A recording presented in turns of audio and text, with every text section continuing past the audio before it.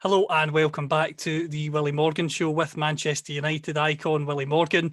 We have a special guest tonight in Racehorse owner and founder of All About Sunday, Darren McGrath, and we'll get to Darren in a little minute. But first of all, Willie, how are you, and do you have any special messages this week? Well, first of all, yes, I'm still alive, still here amongst all this craziness.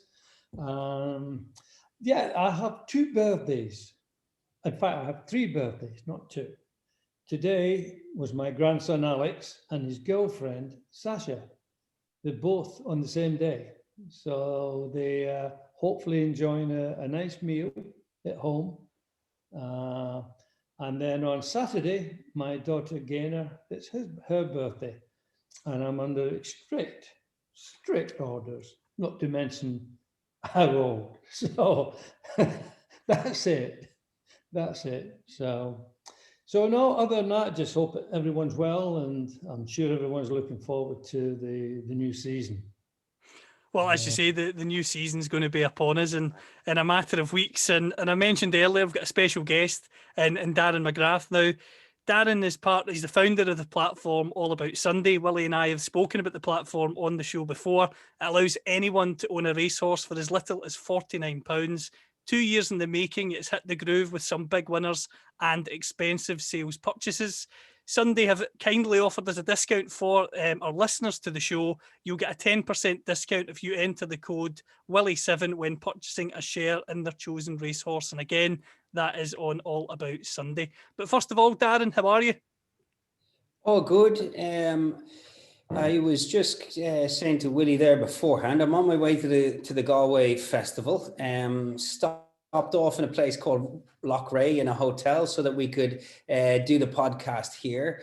I have three guys from Securicore outside in a truck minding all the money, and we're going to go down and take our chance this evening. We have a runner in the 8:15, a horse called Coventry, trading at about 8-1 at the minute, and I wouldn't put any of the listeners off having an each way bet. Very nice horse. He's won over hurdles previously and was second last time out on the flat. So yeah, I think that'll be a bit of entertainment for us this evening. And over here, we're only just getting back to going into the sport. You guys have been a little bit luckier than we have. Last night was the first time I went racing in a long time, and it makes such a difference, guys, to us, to our lives, the way that we feel about stuff. You know, I kind of felt for ages that the cathedrals have been empty, and I say it's nearly the pilgrimages are beginning now again as we're going back into stadia or back into the races. And I for one, I'm really looking forward to the racing and the new football season. And just on All About Sunday, Darren, could you just tell the listeners a little more about the platform? Willie and I have discussed it before, but being the founder, you'll obviously have more depth than we do. Yeah, look, it was a kind of a passion project in the beginning that you reached a point where you had to decide whether you were going to take it very seriously or not. And what I was doing originally was getting people involved in syndicates. So just syndicating horses for, say, 10 shares or for, 20 people in those syndicates. And, the more conversations you had with people, you could see that they were genuinely into it. But it was obviously a very expensive thing. So in 2019, we had a very good horse called Sunday Sovereign that won a maiden in the Curragh and was bought by King Power, the sponsors of Leicester. And after that, we'd profited relatively well. And I decided then to invest that money into the technology, which was building the app, building the website, sourcing nice horses, which is the important thing, and then dividing them up into small shares. So you could have 1,000 people, 2,000 people, or 3,000 people in a horse. And you spend your £49, we'd say, and you get exactly the same information that the guy that might go along to the sales and pay $500,000. And that's really the idea, that you can bring the experience, the feeling, all of the content straight to the owners. You will give people the odd tip or a bit of betting information, but more often than not, it's about enjoying the sporting element. And that was really it. And spent 2 years putting it together from a technology perspective. And, you know, the experience was great, because when you're doing something that people haven't really done before, you know, you get to have many conversations with many people, and you get to see kind of who's up for it, who's negative about things. But at the end of the day, you've kind of got to make your own way yourself, put your money down and see it through. And we've done really well. We've got owners all over the UK, plenty of owners in Ireland. We had a runner last night that was, he'd won 2 on the bounce. He was going for a hat-trick last night, finished in a blanket finish, a horse called Cisco Disco. He was beaten 1 length 5th, which is hard to take, to be 5th, but beaten only a length. And really, you know, there was young guys there that ended up sleeping in cars last night because they went out on the sauce. Afterwards, they had a great time, and they were doing it all for 49 quid.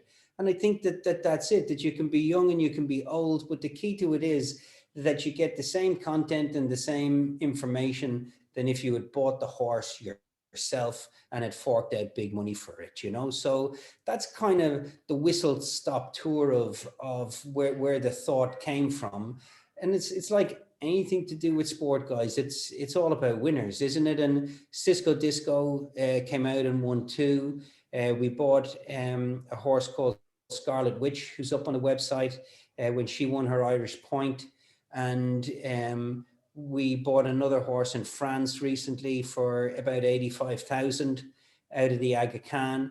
And we're doing our best to allow the normal punter, let's say, to get involved in good horses and to enjoy it. Because I think betting companies have kind of smothered the racing story. It's just always about who's the favorite, what price the favorite is. But like last night, when you're kind of going into the races, it's the same type of butterflies as if you're going into Celtic Park. When you're that close to it, it's professional sport at the end of the day. You have that involvement. You know, you're close to the trainer, you're close to the jockey. And, you know, it's not the same as a dressing room environment per se, Willie, but, you know, because people are kind of more in and around the animals, but they still have serious drive. It's the same type of attitude, and we don't get enough of that, and that's what we try to bring out. Great, you know, and it brings the normal working man, gives him a chance to be a horse owner, which is fantastic. That's what it's all about. And Absolutely. it's just a great, and if your horse wins, the feeling is phenomenal. You know, it's not about winning money, it's just about having an ownership in something that does really well. Exactly. And I obviously wish you all the success in the world. I'm sure the way you're going is going to be incredibly successful. I've been around racing, horse racing, all my life. I think since I was 5-year-old. I had to run down with the bets. That's when bookies were illegal. And Pickles, it was called Pickles. And he had a little a little place up a little gunnel it was, a little paper in the back. And of course, there was only one copper in the village anyway, and he was putting his bets on there as well. So, but I used to have to run down with my dad's bets. He used to bet in pennies back then, you know, penny each way, or threepence was a big bet. Okay. Before you two were born, you know. But that's where I started and got into it, and I loved it and become very, very friendly with lots of people in the game. Jack Berry, Derek Thompson, Ian Walker, the old trainer, again before your time, Ian, used to go and take us into the parade ring, and it was great. It was a great feeling. So, and in fact, Callum, for your information, Jack took us. We were at Haydock Park. My pal Peter, the boxer, Peter Collins, and Jack took. We had Johnny Mathis with us.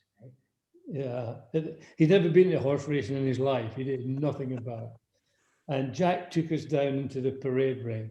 And John was fascinated looking at the horses close up, because they're beautiful animals. I mean, they're absolutely beautiful animals. So, and it won. The horse that Jack had gone at once. So we were all happy that night. Anyway, it's in my blood. I love it. I love horse racing, and I like the people When you in get it. into it, Willie, it stays with you, doesn't it? You like everything in life, you can kind of come and go in terms of how often you might attend, but you've got a good story there from a few years back, and you still enjoy it, and that's a great sign. I still love it. I have to get. I don't know where Callum. I don't think he's a betting man though. I don't think Callum's a betting man. I'm not sure. Callum.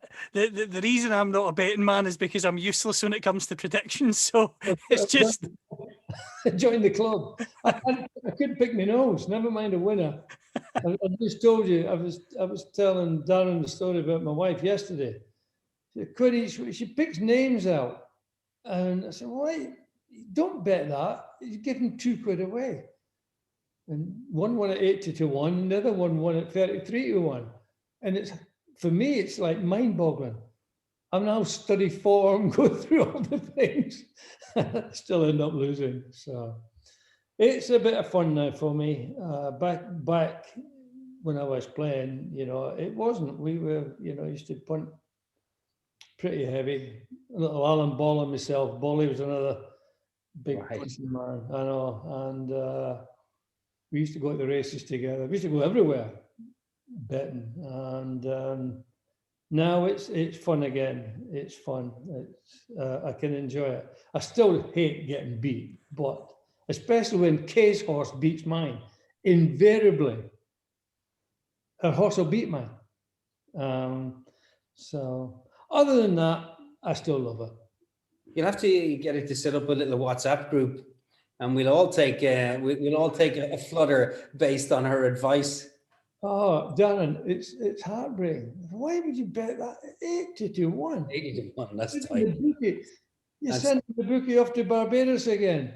Yeah, and it won.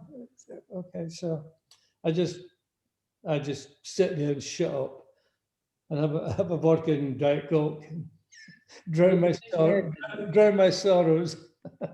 That you'd go racing with Alan Ball, and like, even though we're over here in Ireland, the intention would always be to go racing in the UK, because in fairness to it, it's a very good experience, and it's a very, very enjoyable day, and people do tend to have like good fun and the sense of involvement.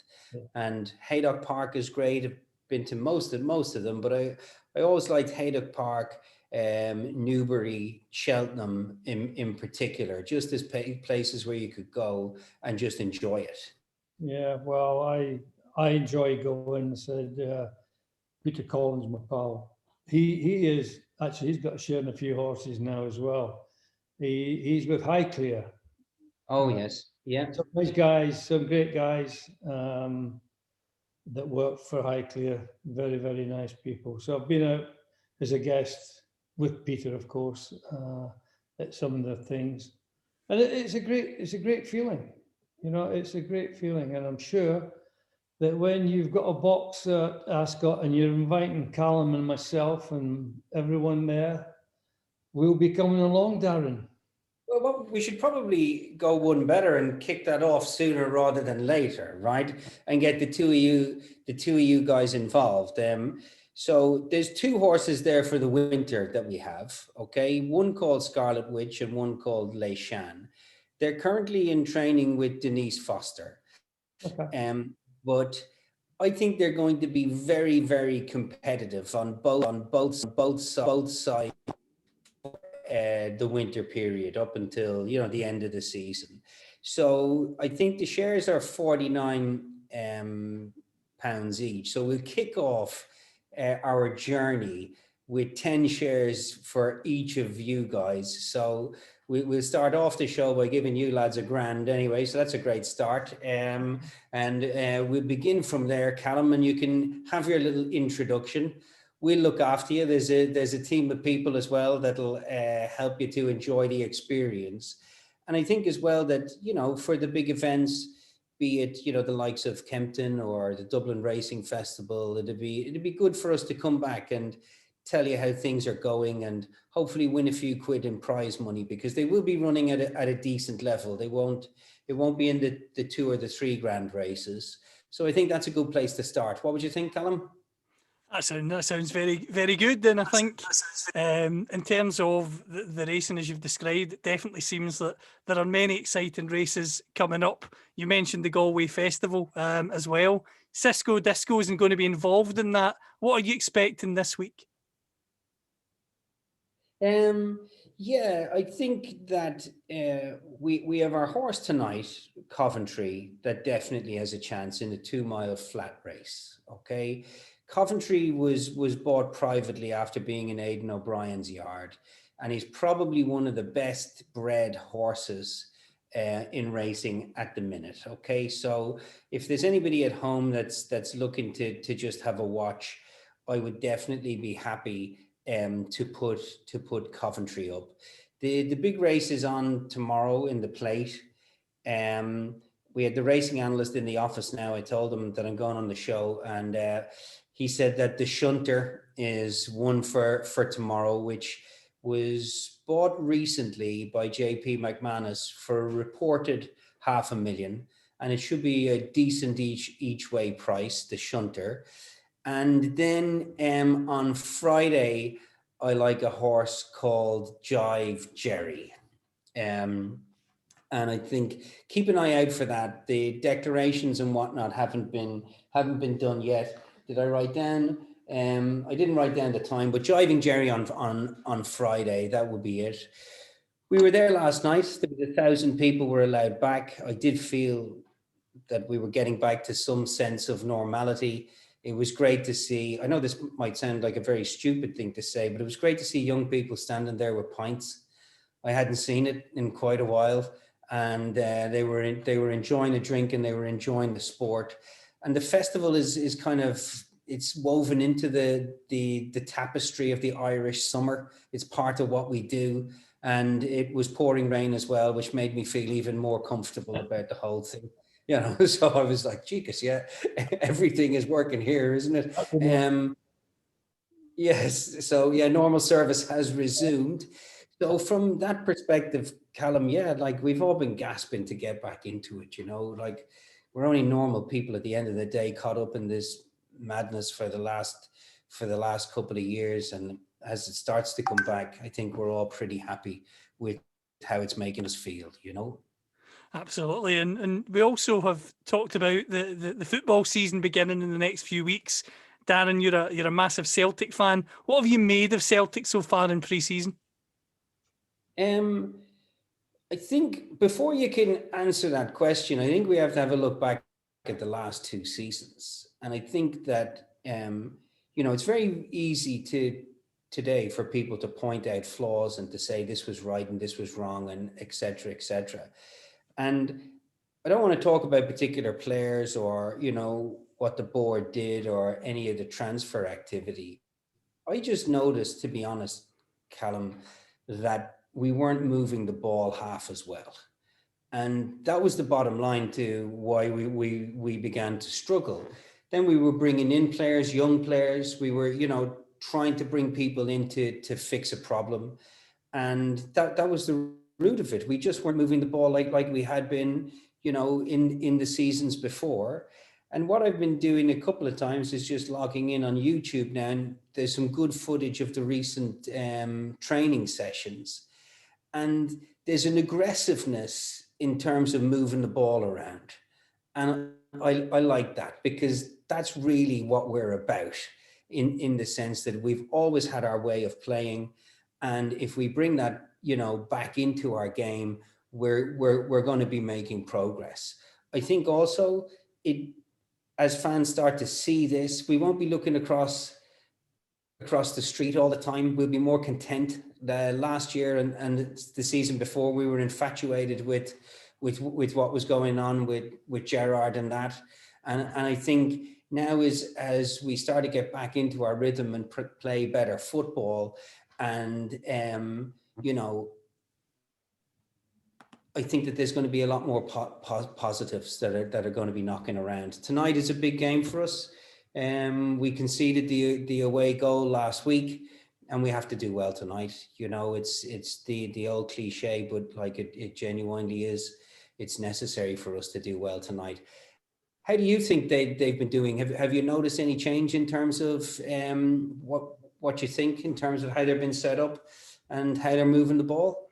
I think the new manager, Postecoglou, coming in, obviously having managed in Australia and Japan, there was an air of uncertainty that you didn't quite know what you were going to get.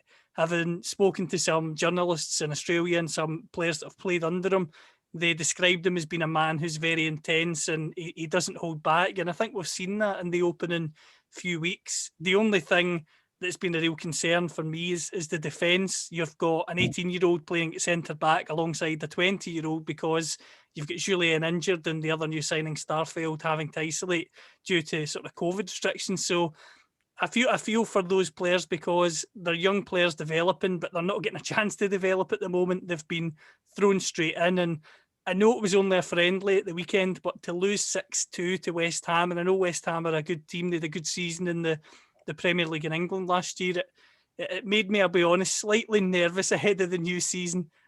Willie, what was your reaction when you saw that result at the weekend? West Ham scoring 6 at Celtic Park. Yeah, well, they mean nothing. At the end of the day, pre-season games mean nothing. And really, they mean nothing. All you can do as a manager, what they call these days, coaches, sorry. The scourge of football, coaches, people who couldn't play, try to tell people how to play. Anyway, no, I think you just learn. They're there to learn from, and I hope the guy does a job. I mean, I've heard of him, obviously. I obviously hope he's going to do a good job. It can't be any worse than last year because it was heartbreaking watching them last year. They're pedantic, you know. They just didn't go anywhere. They get the ball and it was nothing. So it can only be better. I hope it can only be better. And at the end of the day, Rangers will probably do Liverpool, you know, one season wonders and disappear. We hope. If you go back to when you were playing, and like when players lose their confidence, and that's kind of what happened, wasn't it, last year? You know, how does that feel when you know you're not playing well and you're probably, you know, at each other a little bit more than you should be? You're slipping further and further behind. Is it a difficult kind of rut to get out of in terms of what's in your head? I never had that feeling, Darren. Right. That's a good answer. Sorry. I never had that feeling at all. You know, to get paid to kick a ball about is for anyone. And my dad spent all his life in the pits, right, 50 odd years working in the pit face. And he could not understand that they were going to pay me 3 times what he earned for a 60-hour week to kick a ball. He just couldn't understand that. And, lovely. You know, you get on with it and count your blessings. You know, the one thing nowadays, everyone says, oh, do you wish you were playing now? Yes and no. I wish I was playing because the pitches are phenomenal.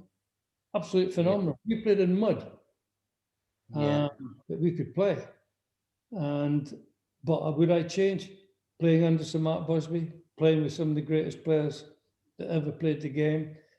In probably the best era for football, the 60s was phenomenal. Every team had great players. Every single team in the league, all the leagues. But we were just grateful that we got paid to kick a ball. Honestly, it wasn't like that. And if anyone, you know, had an off day, and it didn't really happen that much, but anyone did, all the manager would do, just come, just quietly sidle up to you, put his arm around you and say, come on, yeah, listen, we've all been there, just get on with it. And yeah, go and have a good night tonight, and we'll see you on Monday. And so it wasn't. It's not as when I say intense, it was intense, but not like that. Playing under all the managers I played under, Harry Potts was a great manager at Burnley. Burnley were don't forget, the English champions when I joined them. They won the league the year I joined them. I was only 15, and they were a great team. And Harry was a lovely man. And then, of course, Sir Matt, arguably, and well, certainly in my opinion, and the greatest manager of all time. There'll never be another Matt Busby, in our opinion. And I also had the pleasure to play under Ian Greaves at Bolton, who was also fantastic. So, but they were managers. You know, they say, oh, Matt must have been great knowledge of the game. His tactics, you say, what tactics? You know, Matt would come in before the game and say, yeah, you're playing Spurs today. They've got a couple of good players. They're not as good as you. Just enjoy yourself. Go on, get out there and win. That was it. Then you never saw him to full time. He didn't come in at half time, and there's no, it just wasn't like that, you know. So I can't, the modern game is alien to me. I mean, I watched the Euros there. There's not one team in Europe, national team. There's not one. They're all the same. They all play the same way. I'd agree with that, yeah. Backwards, sideways, it's crazy. See, I'm looking for somebody, I want to attack. Now, if I ever got in charge of a team, and I tried to get the job at Celtic, you know, I was going to take Callum as my right-hand man, Darren. And in fact, I met you now, you could have come along as well. We could have 2 assistant managers. And my first job would have been to put out a team 1, 2, 3, 5. Now, I don't know whether you remember that. Right. Goalkeeper, right back, left back, right half, centre half, left half, right wing, inside right, centre forward, inside left. Yeah. 5 attackers. It frightened the life out of these people because they can't defend. These people can't defend. So you get anyone who can go at someone and take someone on, and not, as soon as you're confronted by someone, turn, pass it back, pass it back, pass it back. Yeah. That's all they do. It's heartbreaking to watch for an old player. And I'm sure for the old supporters, the people who grew up and watched football in the 60s and the 70s, it's hard. It's hard to watch. So, but I mean, Callum, coaches, I just can't stand them. I say the people who couldn't play, try to tell people how to play.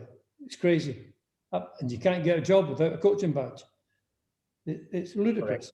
So it's not the game that I grew up playing in the streets with a tin can. And it's not the game that I ended up playing in. It's completely alien. It's all about possession. Keep possession, keep possession, keep possession. I mean, I've seen them on the edge of the opponent's 18-yard box. And 3 passes later, it's back to their own goalkeeper. Like, what are they doing? Take them on.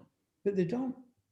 So we've just signed this Sancho. I hope he takes people on.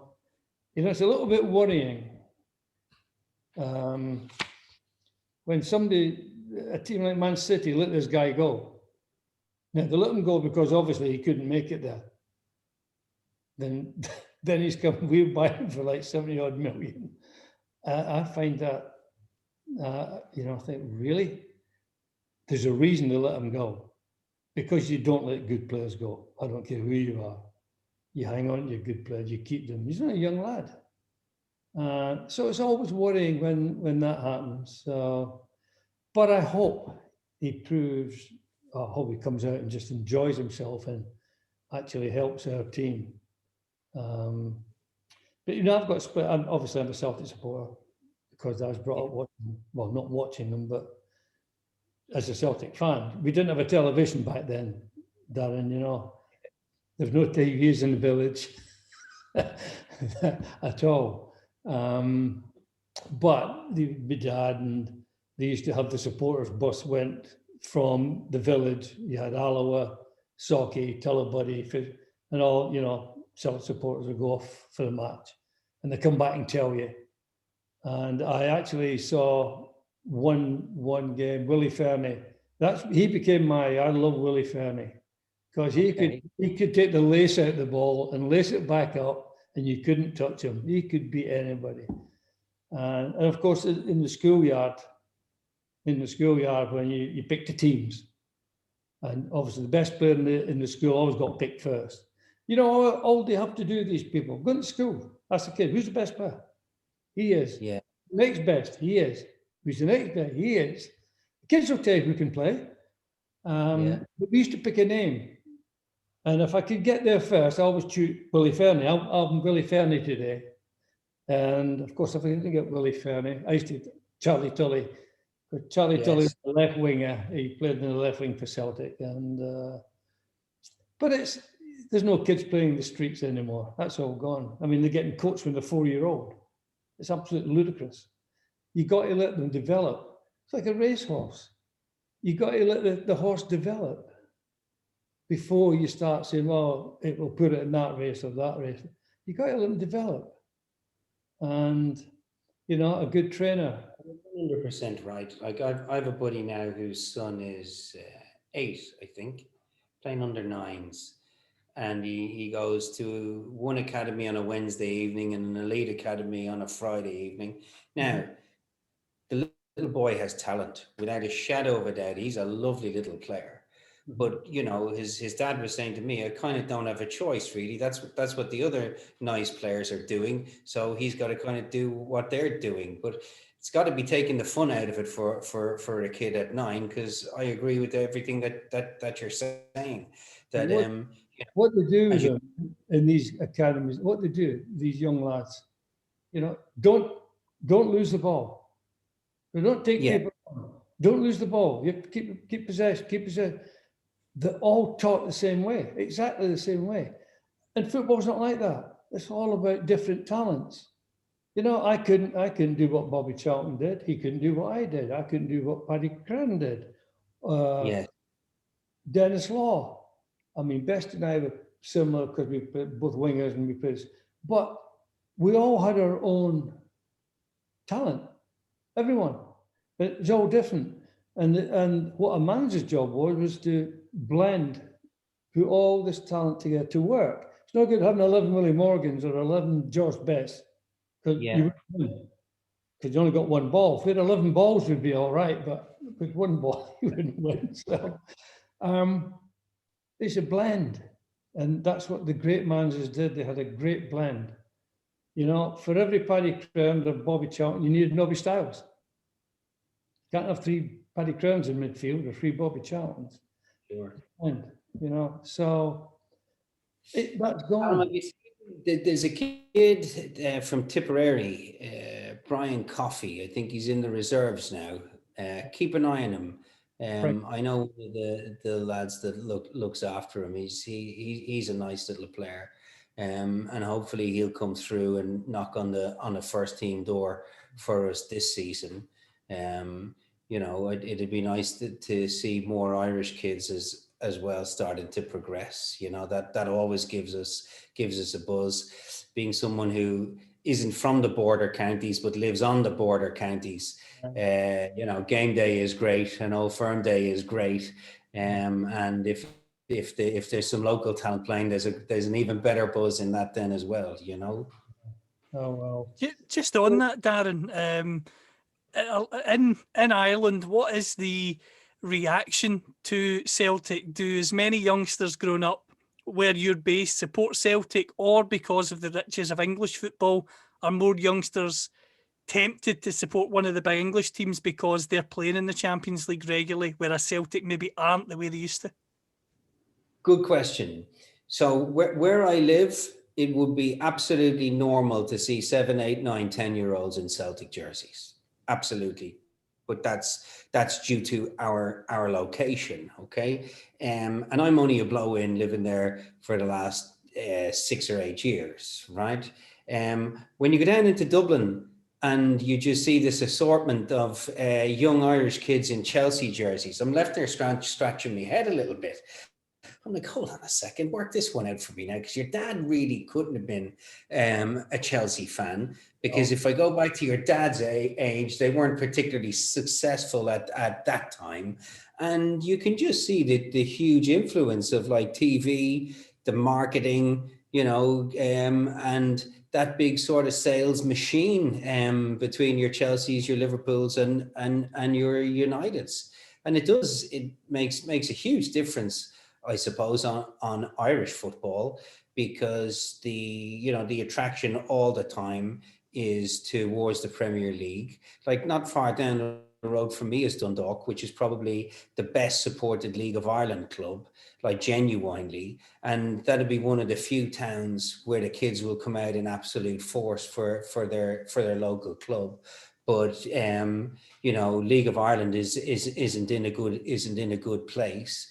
But I would think, yeah, there's kind of pockets for Celtic, and the kids will obviously take the lead off their dads, their uncles, their older brothers, the heritage, the music, all of that type of stuff is fundamental. And I don't ever believe that'll change. It's sort of in us. That's the way that we are, and we're all pretty happy with that, to be honest. Just talking about current midfielders, Willie, you mentioned obviously the midfielders you played with.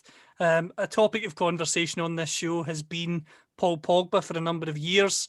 Paul Pogba is rumoured to have turned down a new Manchester United contract, and he wants to force through a move to Paris Saint-Germain. Yeah, just let me get a drink out. I'll open some champagne. Hang on. I thought you'd be happy with that news. So your reaction is it's a positive. Delighted. I'll put his agent back on my Christmas card list. If he can get rid of him for us, fantastic. He's well, you know what I think. He's nothing. He's nothing. One of the things, Darren, he's another one. Alex let him go for nothing when he was a young man. Because he couldn't play.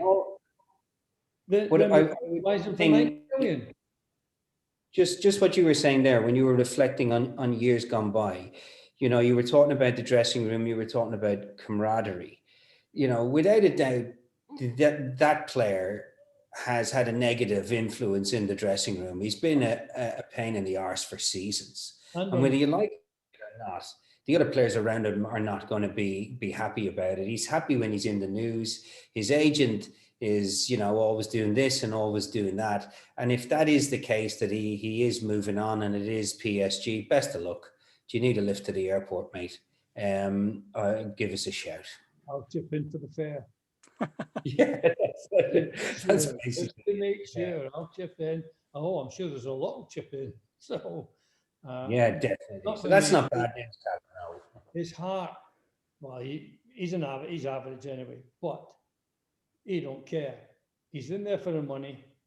That's all he's there for, just for the money. Yeah, 100%. Whether he plays or he doesn't play is irrelevant.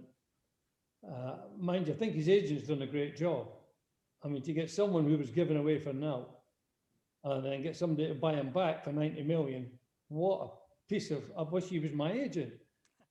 Darren, I missed out on that, Yeah. No, he's not been successful. I mean, he's not the only one, don't forget.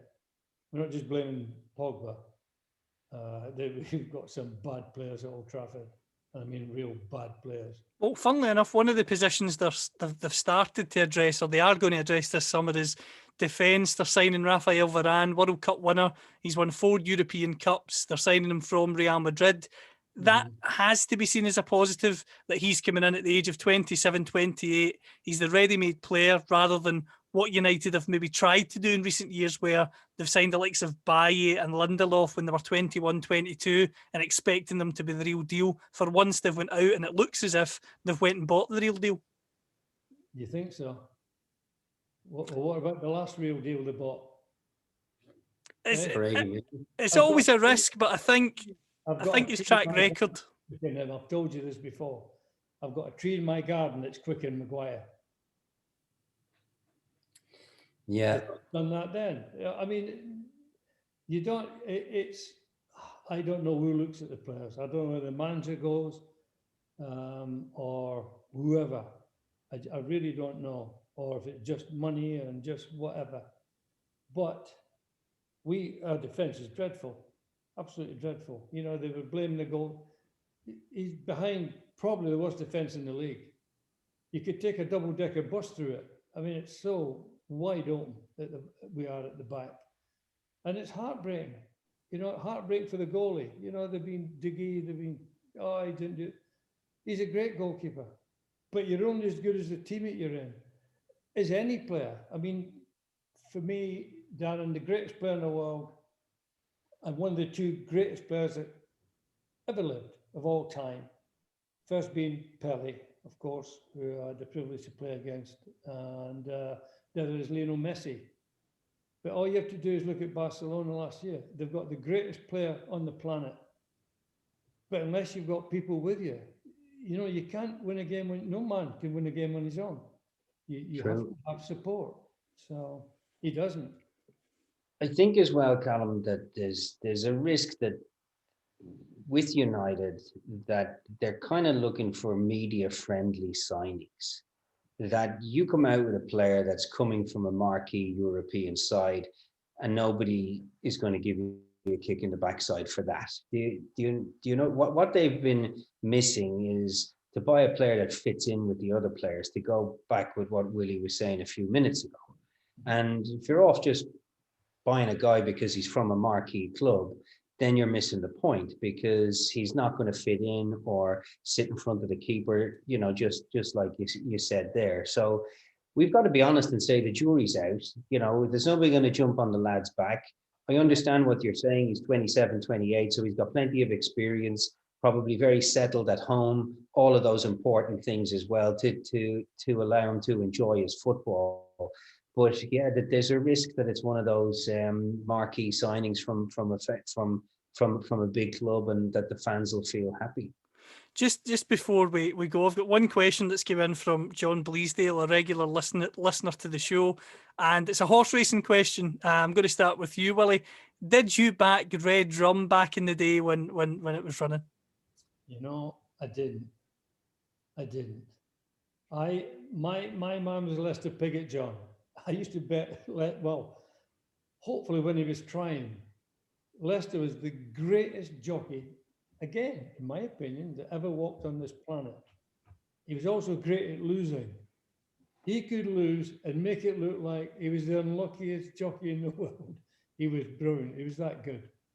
And I know we don't have time, but maybe next time, Dan, I'll tell you a story about Lester, Wolverhampton, and true story. And I look forward to that. Oh, honestly, absolute true story. And it's about betting. You know, he had a guy in the north and he had a guy in the south who did his betting for him. And well, I don't think we've got time, Callum, have we? But Dan, remember to tell you this. Yeah, we'll put that one down. We'll take it on. Great job. You know, very good. Wish he was on your horses, I'll tell you. True enough. Well, as you say, there's obviously exciting races coming up. We've talked about the Galway Festival, and just to remind listeners again at the end of the show, All About Sunday have offered all listeners to the show a 10% discount if you enter the promo code Willie7 if you're purchasing a share in the chosen racehorse on the website. And obviously, if you purchase a share in your horse, then you get access to the app as well for all the updates that Darren has talked about. Just before we go, Darren, last one for you. How excited are you for the week ahead? Generally speaking, I think that as the world comes back to normal, sport is coming back to normal. It's a feast of sport, and there's a gazillion things for us all to begin to enjoy. My focus is going to be Celtic tonight in relation to Champions League, and then racing, I think, for the rest of the week. And I'll be happy enough with that.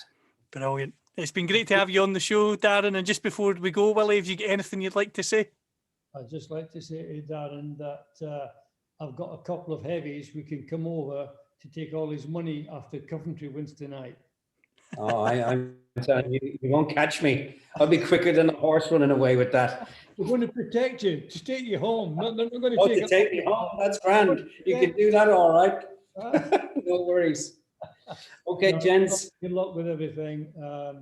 I mean, I know you're successful already, but I think it's a fantastic idea and great for the ordinary public to get involved in a very, very high-priced racing world. You know, normally it's millionaires, and you know what it's been like. And it's fascinating. I think it's brilliant. And I can't wait for Say What You Want to run again and win the next time for me. She will. She will. I guarantee you that. Okay, pal. And give our regards to Mark. And Will do. Thank you kindly. Again, we'll have you back on again if you'd like to come back on again. And Oh, definitely. I'd love to. down the line.